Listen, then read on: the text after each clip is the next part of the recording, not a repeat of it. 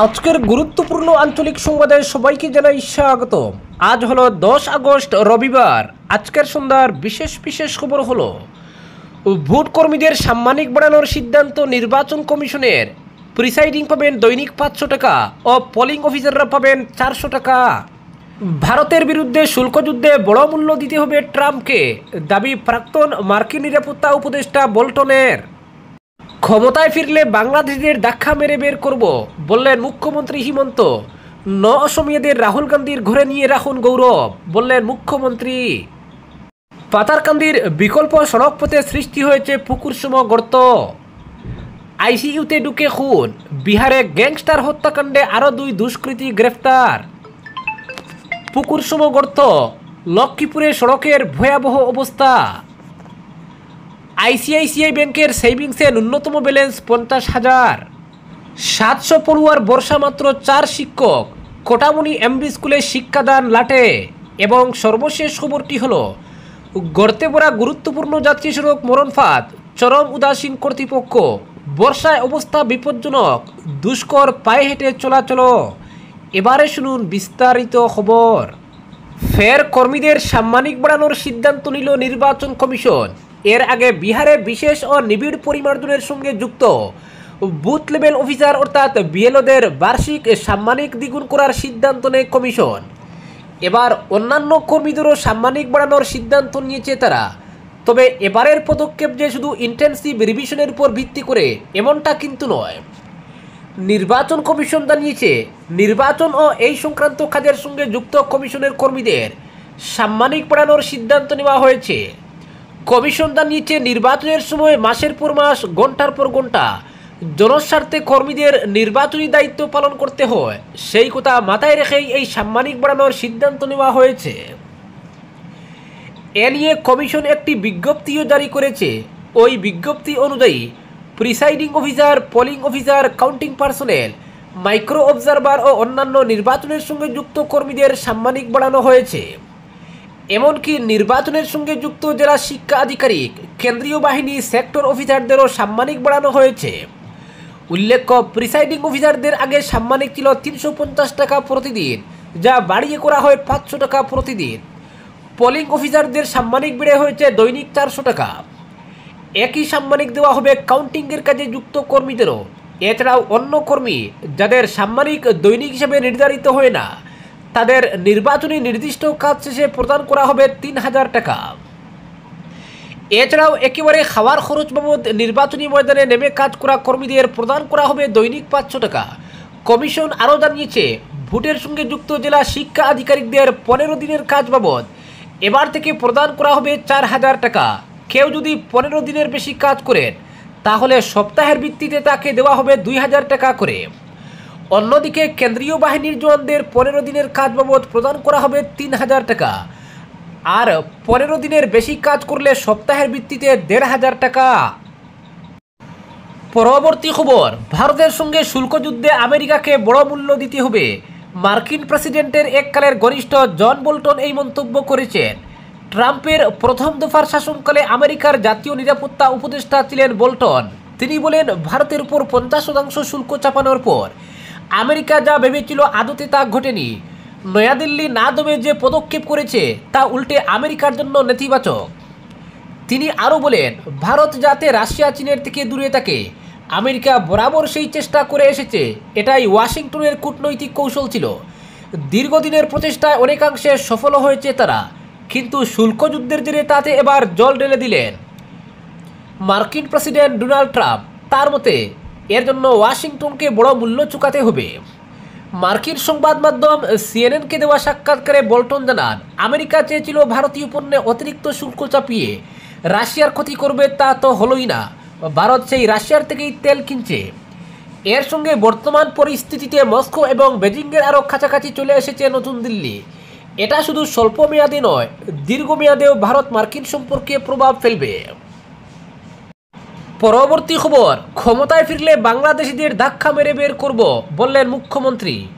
উজান আসামের ঐতিহ্য ও সম্প্রীতি অটুট রাখার আহ্বান জানিয়ে বঙ্গীয় মূলের মুসলমানদের অসমীয়া বলে আখ্যা দিয়েছিলেন প্রদেশ কংগ্রেস সভাপতি গৌরব গগৈ। সামাজিক মাধ্যমে প্রদেশ কংগ্রেস সভাপতি গৌরব গগৈর এই মন্তব্যের তীব্র প্রতিক্রিয়া প্রকাশ করেছেন মুখ্যমন্ত্রী হিমন্ত। বিটিআরে প্রচারের সময় মুখ্যমন্ত্রী সাংবাদিকদের বলেন, ন অসমীয়াদের জন্য আসামে জায়গা নেই, সরকার অসমীয়াদেরই জায়গা দিতে পারছে না, সেখানে ন অসমীয়াদের জায়গা দেওয়ার প্রশ্ন আসে না। গৌরব গগৈকে কটাক্ষ করে মুখ্যমন্ত্রী বলেন, ন অসমীয়াদের গৌরব গগৈ রাহুল গান্ধী ঘরে নিয়ে রাখার ব্যবস্থা করুন, আসামে তাদের জন্য জমি নেই, জায়গা নেই। উল্লেখ্য, উরিয়ামঘাট সহ রাজ্যের একাধিক স্থানে সন্দেহজনক বাংলাদেশি আখ্যা দিয়ে বঙ্গীয় মূলের মুসলমানদের উচ্ছেদকে কেন্দ্র করে ব্যাপক প্রতিক্রিয়া সৃষ্টি হয়েছে। এই উচ্ছেদ অভিযানের পর শিবসাগর সহ উজান আসামে মিয়াখেদার নামে একাংশ সংগঠন হিংসাত্মক হয়ে ওঠে, এমনকি আইন হাতে তুলে নিয়ে বঙ্গীয় মূলের মুসলমানদের উজান আসাম ত্যাগ করার হুমকি দেয়। উচ্ছেদের নামে বঙ্গীয় মূলের মুসলমানদের টার্গেট করে উজান আসাম ছড়িয়ে পড়ে উত্তেজনা। সাম্প্রদায়িক এই হিংসাত্মক পরিবেশ সৃষ্টি করা সংগঠনগুলোর বিরুদ্ধে সরব হয় নাগরিক সমাজ। পরবর্তী খবর, পাতারকান্দির বিকল্প সড়ক পথে সৃষ্টি হয়েছে পুকুরসম গর্ত। ওই সড়কের কুনাগ্রাম এলাকা থেকে শুরু করে কানাইবাজার বাইপাসের প্রবেশ মুখে যেন গর্তের মিছিল। এছাড়া ওই রাস্তার উত্তর থেকে দক্ষিণ প্রান্তে স্থানে স্থানে থাকা গর্তে জমা জলে বিপদের হাতছানি দেখা দিয়েছে। স্থানীয় বাসিন্দা সহ নিত্য পথচারীদের অভিযোগ, দীর্ঘদিন ধরে রাস্তাটির সংস্কারের দাবি জানানো হলেও এখনও কোনো পদক্ষেপ গ্রহণ করেনি সংশ্লিষ্ট কর্তৃপক্ষ। ফলে বর্ষার মরশুমে এসব গর্তের জমা জলে পথচারীদের দুর্ভোগ বাড়িয়ে দিয়েছে। সড়কটির দ্রুত সংস্কার না হলে যে কোনো সময় বড় ধরনের দুর্ঘটনা ঘটার সম্ভাবনা রয়েছে। তাই স্থানীয়রা অবিলম্বে এই সড়ক মেরামতের দাবি জানিয়েছেন। পরবর্তী খবর, পুকুরসম গর্ত, লক্ষ্মীপুরে সড়কের ভয়াবহ অবস্থা। কেন্দ্র এবং রাজ্যের বিজেপি সরকার যোগাযোগ ব্যবস্থার উন্নয়নে জোর দিয়েছে। ভারতমালা, আসামমালা সহ বিভিন্ন পূর্ত সড়কের কাজ চলছে জোর কদমে। তা সত্ত্বেও লক্ষ্মীপুরে জাতীয় সড়কের অবস্থা ভয়াবহ রূপ ধারণ করেছে। শিলচর জিরিবাম 37 নং জাতীয় সড়কে রয়েছে এমনই দৃশ্য। এই সড়কের লালপানি এলাকায় সৃষ্টি হয়েছে বিশাল বিশাল গর্তের মিছিল। এর আগেও এই জায়গায় বিশালাকার গর্তের সৃষ্টি হয়েছিল। বিভিন্ন সংবাদ মাধ্যমে খবর বের হওয়ার পর পূর্ত বিভাগ সিসি ব্লক দিয়ে জায়গাটি মেরামত করে দেয়। এবছর আবার একই স্থানের কঙ্কাল বেরিয়ে এসেছে। অথচ এই এলাকায় রয়েছে বেশ কয়েকটি শিক্ষা প্রতিষ্ঠান। ছাত্রছাত্রীরা প্রাণ হাতে নিয়ে পুকুরসম গর্তের এলাকা পারাপার করে যানবাহন চলাচলে অসুবিধার সম্মুখীন হচ্ছেন চালকরা। বাইক আরোহীরা রাস্তার নর্দমার জল খাদায় ভিজে একাকার হন। প্রায়ই দুর্ঘটনার কবলে পড়ে গাড়িগুলি। বিষয়টি নিয়ে মন্ত্রী কৌশিক রায়ের দৃষ্টি আকর্ষণ করেছেন নিত্য পথযাত্রীরা। পরবর্তী খবর, ব্যাংকের সেভিংস অ্যাকাউন্টে ন্যূনতম ব্যালেন্স না থাকলে দিতে হবে জরিমানা। বেশ কয়েক বছর আগে এই নিয়ম চালু করে কেন্দ্র। উদ্দেশ্য ছিল ব্যাংকগুলির লোকসানের পরিমাণ কমানো, কিন্তু সেই নির্দেশিকাকে এবার ইচ্ছামতো মুনাফা তোলার কাজে ব্যবহার করা শুরু করে দিল বেসরকারি ব্যাংকগুলি। আইসিআইসিআই ব্যাংক জানিয়ে দিল, সেভিংস অ্যাকাউন্টে ন্যূনতম ব্যালেন্সের যে পরিমাণ বেঁধে দেওয়া হয়েছিল সেটা এবার অনেকটাই বাড়ানো হচ্ছে। এবার থেকে মহানগর বা শহরাঞ্চলে আইসিআইসিআই গ্রাহকদের ন্যূনতম 50,000 টাকা ব্যালেন্স রাখতে হবে। আগে এই অঙ্কটা ছিল 10,000 টাকা। মফস্বল তথা আধা শহর এলাকার শাখাগুলিতে ন্যূনতম 25,000 টাকা ব্যালেন্স রাখতে হবে। আগে এই অঙ্কটা ছিল 5,000। গ্রামাঞ্চলের শাখাগুলির ক্ষেত্রে আগে এই ন্যূনতম ব্যালেন্সের পরিমাণ ছিল 2,500 টাকা, সেটাই এবার হচ্ছে 10,000। 1 আগস্ট থেকেই এই নতুন নিয়ম কার্যকর হয়েছে। মাসের শেষে ন্যূনতম এই ব্যালেন্স রাখতে না পারলে মোটা অঙ্কের টাকা জরিমানা দিতে হবে গ্রাহকদের।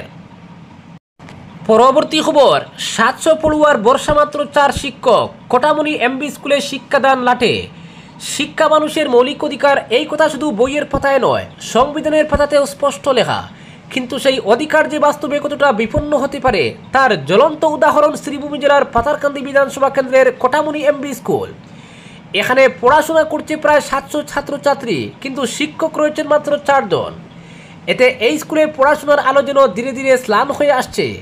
বহু বছর ধরে প্রধান শিক্ষকের পদ শূন্য, শিক্ষক সংকটে শিক্ষাদান প্রায় অচল। একদিকে গরমে গাদাগাদি করে বেঞ্চে বসা, অন্যদিকে শ্রেণীকক্ষে পর্যাপ্ত শিক্ষক নেই। ফলে শিক্ষার স্বপ্ন প্রতিদিন ভেঙে পড়ছে শত শত শিশু কিশোরের চোখে। ছাত্রছাত্রীর অনুপাতে শিক্ষক সংখ্যা কম হওয়ায় উপযুক্ত শিক্ষা গ্রহণ থেকে বঞ্চিত রয়েছেন পড়ুয়ারা। শিক্ষক সংকটে শিক্ষাদান কার্যত এক দুঃসাধ্য কাজে পরিণত হয়েছে। 8টি শ্রেণীকক্ষের পাঠদান সামলাতে এই 4 জন শিক্ষকের পক্ষে কঠিন ও মানসম্মত শিক্ষা দেওয়া প্রায় অসম্ভব। সরকারি মানদণ্ড অনুযায়ী শিক্ষার্থীর সংখ্যার তুলনায় এই বিদ্যালয়ে অন্তত 20 জন শিক্ষকের প্রয়োজন। কিন্তু বাস্তবে সেই সংখ্যার 1/4 নেই। সম্প্রতি জেলা শিক্ষা দপ্তর থেকে 4 জন নতুন শিক্ষক নিয়োগের নির্দেশ আসে, কিন্তু আশার আলো দেখালেও বাস্তবে যোগ দেন মাত্র 2 জন। বাকি 2 জন এখনও কাজে যোগ দেননি। ফলে সংকট প্রায় আগের মতোই রয়ে গেছে। শিক্ষক সংকটের পাশাপাশি অবকাঠামোগত সমস্যাও মারাত্মক। পর্যাপ্ত ডেস্ক বেঞ্চ না থাকায় একটি বেঞ্চে 5-6 জন শিক্ষার্থী গাদাগাদি করে বসতে বাধ্য হচ্ছে। পরবর্তী খবর, পাতারকান্দি শ্রীভূমি জেলা সদরের সঙ্গে যোগাযোগ রক্ষাকারী গুরুত্বপূর্ণ আসাম ত্রিপুরা সংযোগী 8 নম্বর জাতীয় সড়ক বর্তমানে কার্যত এক মরণফাঁদে পরিণত হয়েছে। প্রতিদিন হাজার হাজার মানুষ ও যানবাহন এই রাস্তা ব্যবহার করলেও বর্তমান পরিস্থিতিতে প্রতিটি যাত্রা যেন এক মৃত্যুর মুখোমুখি যাওয়ার সামিল। বিশেষ করে নীলামবাজার, কায়স্থগ্রাম, বারুইগ্রাম, ময়না ইত্যাদি এলাকায় রাস্তার বেহাল দশা সবচেয়ে বেশি চোখে পড়ে। রাস্তার উপর তৈরি হয়েছে একের পর এক ভয়ঙ্কর গর্ত। এগুলোর আকার এতটাই বড় যে অনেক ক্ষেত্রেই তা পুকুরের মতো গভীর। বিশেষ করে বারুইগ্রাম রেল ক্রসিংয়ের পাশে যেসব গর্তের সৃষ্টি হয়েছে সেগুলো বড়সড় দুর্ঘটনার ইঙ্গিত দিচ্ছে। যে কোনো সময় দূরপাল্লার বাস বা ট্রাক উল্টে যেতে পারে এসব গর্তে পড়ে। পরিস্থিতি এতটাই ভয়াবহ যে কোনো দুর্ঘটনা ঘটলেই পুরো জাতীয় সড়ক দীর্ঘ সময়ের জন্য অচল হয়ে পড়তে পারে। সড়কের এই ভয়ঙ্কর অবস্থা নিয়ে পূর্ত বিভাগ এবং প্রশাসন কার্যত কুম্ভকর্ণের ঘুমে আচ্ছন্ন। অভিযোগ উঠেছে, শাসক দল বিজেপি বারবার উন্নয়ন ও সড়ক পরিকাঠামো নিয়ে বড় বড় ঘোষণা দিলেও বাস্তবে সেসব প্রতিশ্রুতি কাগজেই রয়ে যাচ্ছে। মাটিতে গিয়ে সেই উন্নয়নের চিহ্ন খুঁজে পাওয়া দুষ্কর। এই অবস্থায় উত্তর পূর্ব ভারত গণসংহতি পরিষদের কেন্দ্রীয় কমিটি সোচ্চার হয়েছে। সংগঠনের সভাপতি বিশিষ্ট সমাজসেবী লক্ষ্মী দেবনাথ এবং সাধারণ সম্পাদক বিষ্ণু দাস এক যৌথ বিবৃতিতে গভীর উদ্বেগ প্রকাশ করেছেন সড়কের বর্তমান অবস্থা নিয়ে। তারা সরাসরি পূর্ত বিভাগের মন্ত্রী, বিভাগীয় আধিকারিক এবং স্থানীয় প্রশাসনের দৃষ্টি আকর্ষণ করে জানান, এই সড়ক শুধুমাত্র পাতারকান্দি বা শ্রীভূমিবাসীর নয়, এটি উত্তর পূর্ব ভারতের প্রাণরেখা। সড়কপথে আসাম ও বরাক উপত্যকা সহ বহির্ভারতের সঙ্গে যোগাযোগের জন্য এই সড়কের উপর নির্ভরশীল ত্রিপুরা রাজ্যের জনগণ। তাই গুরুত্বপূর্ণ এই জাতীয় সড়কের এমন করুণ দশা প্রশাসনের চরম ব্যর্থতার পরিচায়ক। আজকের বিশেষ সংবাদ এখানেই সমাপ্ত।